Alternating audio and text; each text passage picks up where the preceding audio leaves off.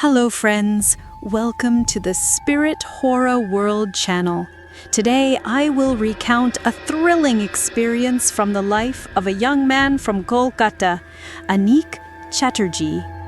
An incident that occurred in his life in a small town of Nainital, which is not just a travelogue, but a glimpse into a deep mystery hidden behind the silence of nature. Let's begin the story. Anik had chosen a small village located a little far from the city of Nainital for his university education. After a long bus journey, when the clock was between 8 and 9 o'clock at night, Anik reached an almost deserted bus stand. There was only silence and the scent of an unfamiliar night. He walked a little and stood in front of a grocery shop where a vendor was sitting with a pack of cigarettes and chocolates. After buying some essentials, Anik inquired about the route to his destination. The vendor informed him that there was no special transportation facility available there.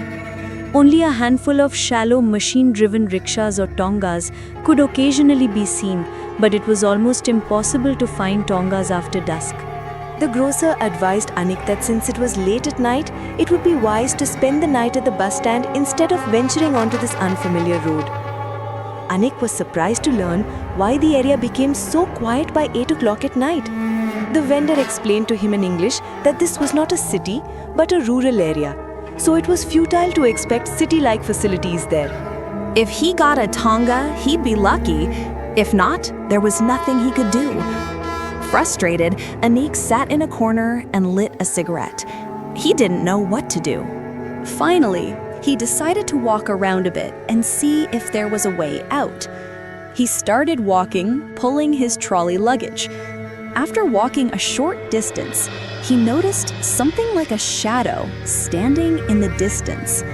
There were thick rows of trees on both sides of the road, so the place was quite dark. However, the light of the moon was peeking through the gaps in the trees, which made the path look a little illuminated. It was quite cold at that time because the area itself was cold, and the winter chill was even more intense due to the dense trees. Shivering in the cold, Anik moved towards the shadow. When he got closer, he saw that it was a tonga. A horse-drawn carriage, small in size, much like the Adams cart of Kolkata. Anik was even more surprised when he saw that the tonga was standing with horses, but there was no tonga driver. He stood there for a while, shocked. He remained there. He finished his cigarette and put it out with his foot. Shortly after he had extinguished it, a man emerged from the nearby trees. The man, mixing Hindi with the local language, asked Anik, "Where are you going?" After Anik told him his destination, the man said, "Sit in the back." Without further ado, Anik boarded the tonga. He felt that there was no better opportunity than this. Since there was no hotel or place to stay at the bus stand, Anik decided that it would be wise to go to his destination by tonga. He boarded the tonga and took out a thin sweater from his luggage. He also took a magazine in his hand so that he could read on the way or simply have something in his hand.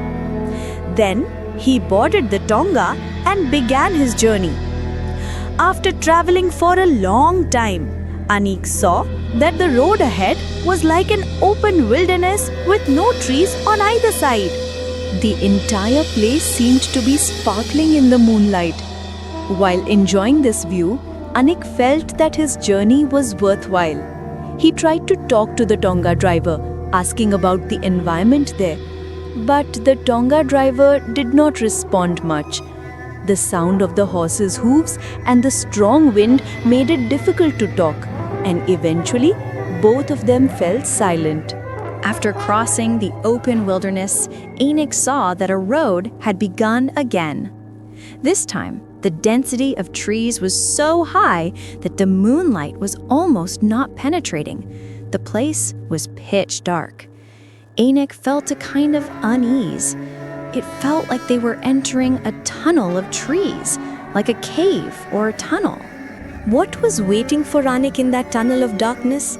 What was the secret of the Tonga driver's silence? Why was this path so quiet? To know the answers to all these questions, you have to watch the second part of our video. You will find the link to the second part in the comment box. I hope you will stay with us. The real mystery will be revealed in the next video. Until then, stay well.